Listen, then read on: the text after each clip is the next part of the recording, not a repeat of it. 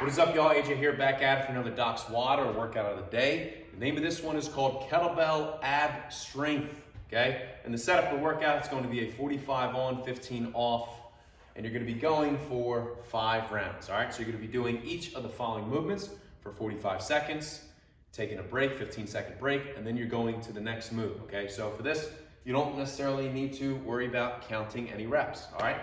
So you can turn that brain off, look at the timer, and get after it, all right? So movement number 1, it's going to be hand switch lunges.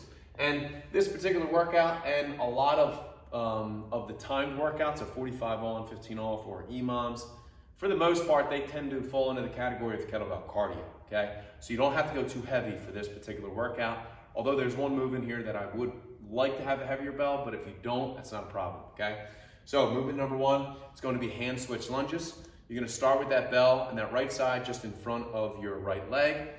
Lunge, stand, switch. Lunge, stand, switch, okay? So you're getting into a nice little rhythm here. Rotating, I like to rotate, okay? So my other hand comes over top or comes through, hands it off to the other one, okay? That's movement number 1. Okay, movement number 2. Okay, this is the one that I'm talking about. If you happen to have a heavier bell, lean into that heavier bell, okay?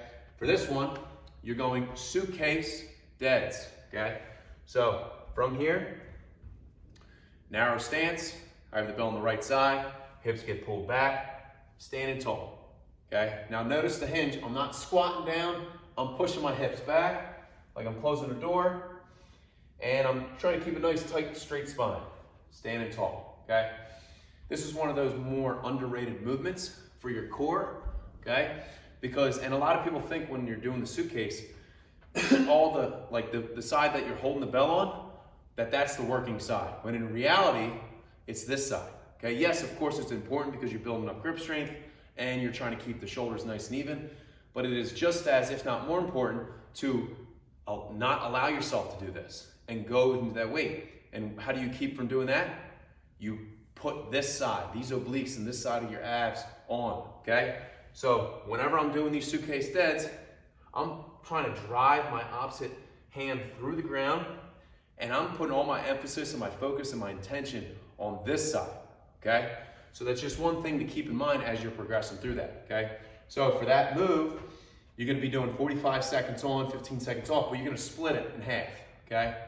Now, I'm gonna give you the option here. You could stay with the right side for the full 45, and then the next round go to the left, and then switch on that last round of 5. Or if you wanna switch, okay, halfway through the 45 seconds to the other side, you could do that, okay? Movement number 3, it's gonna be gorilla rows, okay? If you happen to have 2 bells, great. If you don't, no big deal, okay? For the gorilla rows, you're putting a lot of intention into that oblique and pull and trying to get that elbow nice and tight. And I'm really trying to target that lat a little bit as well, okay? So a little quick cue when you're getting set up for your gorilla rows is, 1, not just going down there and having the shoulders roll forward.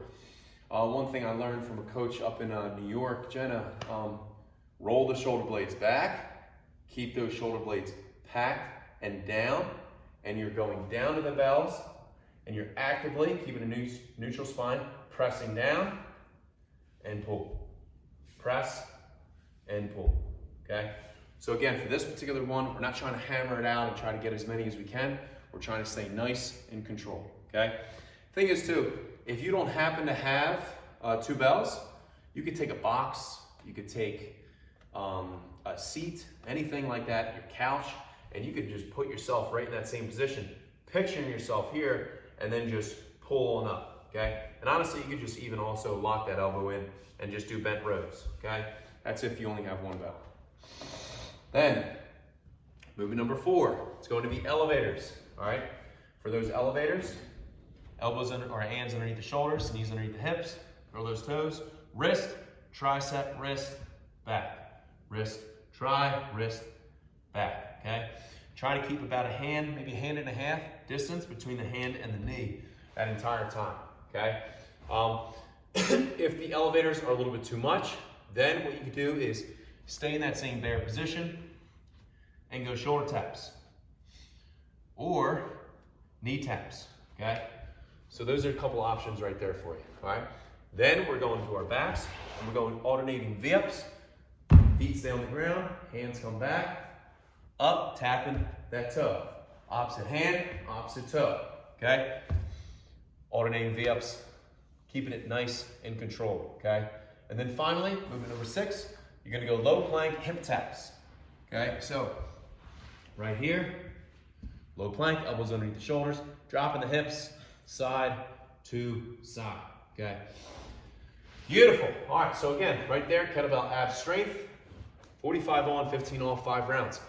Now to modify that whole workout, what you could do, you have another 2 options. You can go 40 seconds on, 20 seconds off, or take it a step further and go 30 seconds on, 30 seconds off, 5 rounds. All right? So kettlebell ab strength, 5 rounds, get after it, enjoy it. See you on the next one.